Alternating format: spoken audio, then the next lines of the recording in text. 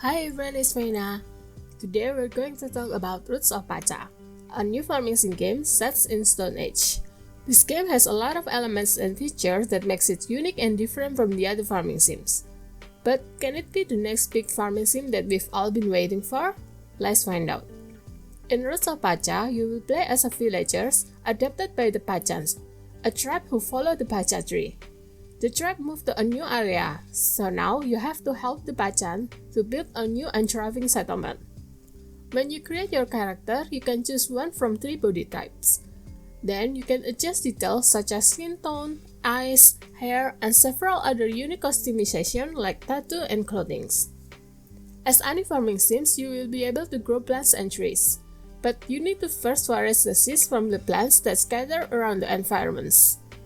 I've seen similar mechanic on the previous farming sim that I've covered before called Research Story, where you also have to forage to get the seeds. The difference is, in Roots of Pacha, you will only get the seeds, and not the crop itself. Meanwhile, in Research Story, we get both at the same time. To get the crops in this game, you need to grow the seeds in your field and harvest it once it's fully grown. You can forage the seeds by exploring the areas around the village. There are 5 areas that you can explore, such as the land where the village is located, forest, beach, jungle, and the savanna. Each area has unique environment, so its plants and animals that you can find on those areas are different. Seasons only affect the plants, so new plants will spawn each season while the animal stays the same. Sadly, there's only subtle difference in the environment when the season change, so it feels a bit lacking. And since there is no mini-map, you have to reopen the full map to know where you are going. The mini-map is highly requested feature, so I hope it will be added soon. There is a cave that you can enter from the forest. In farming sim, usually the cave becomes a place where you can mine and fight. But in this game, instead of fighting, you need to solve puzzle. The cave is very huge and consists of many areas to explore. To reach the next area, you need to either find the door by mining or solving puzzle. Each area has different puzzle and different resources, so you need to solve the puzzle if you want to progress. You can find colorful glyptodons around the areas that will give you some hints, but I find that the hints isn't very helpful, especially in deeper areas. The hardest one I found is the very dark area puzzle, since I can't really see well even with the torch. But don't let it discourage you, cause I actually find the puzzle very fun to do. You can redo the puzzle multiple times until you can solve it. The earlier areas puzzle are very easy, then the difficulties will increase as you go deeper into the cave, so it provides more challenge for the game. A unique element that this game has is the idea. Since you live in Stone Age, this means there is not many knowledge on how to cultivate the farm, interact with the animals, exploring the areas, and so on. So you need to gain this knowledge by triggering the villagers to come up with these ideas. The trigger can be anything from interacting with animals, material, or the environment. Sometimes, the villagers will also come up with new ideas once you reach certain date in the game. Once they do, then you can give the requested materials so they can work on their ideas.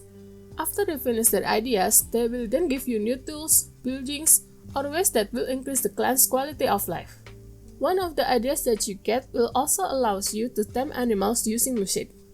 When you try to attune with an animal, a minigame will start. I think this minigame is very fun to do since each animal have different tunes.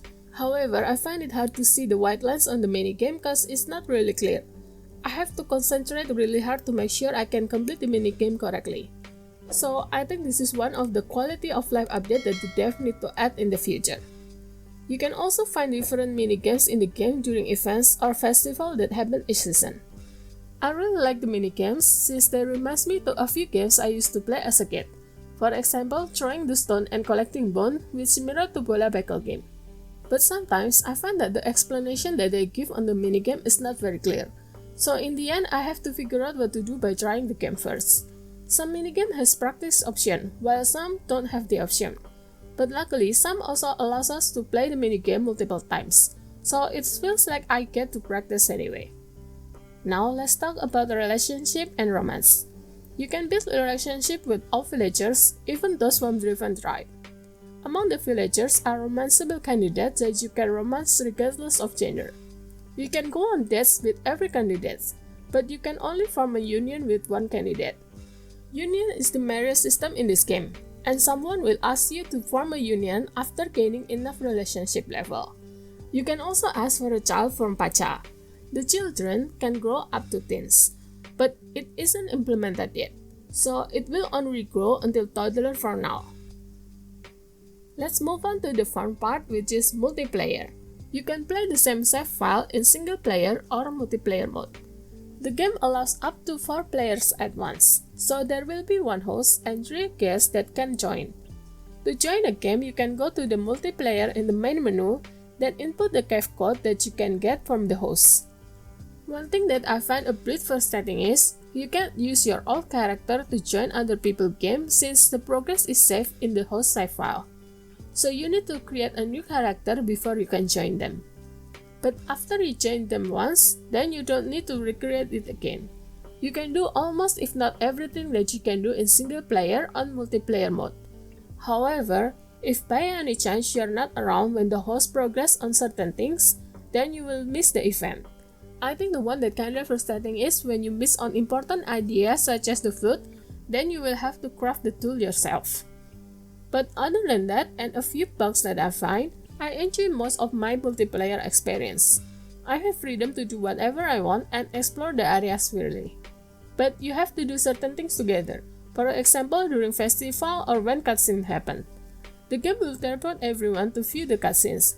This can be very funny, especially when my friend is in the very dark area of the cave, then they are teleported to view the cutscene with me, before getting teleported back to the cave. For the festival, after you enter the area together, then you are free to do most of the things by yourself. For example, minigames that can be done individually, you can also do it by yourself. But the main event of the festival need to be completed together. The biggest problem with the multiplayer is, because there is no in-game chat, you have to communicate outside the game, which makes it a bit difficult if you don't use voice chat.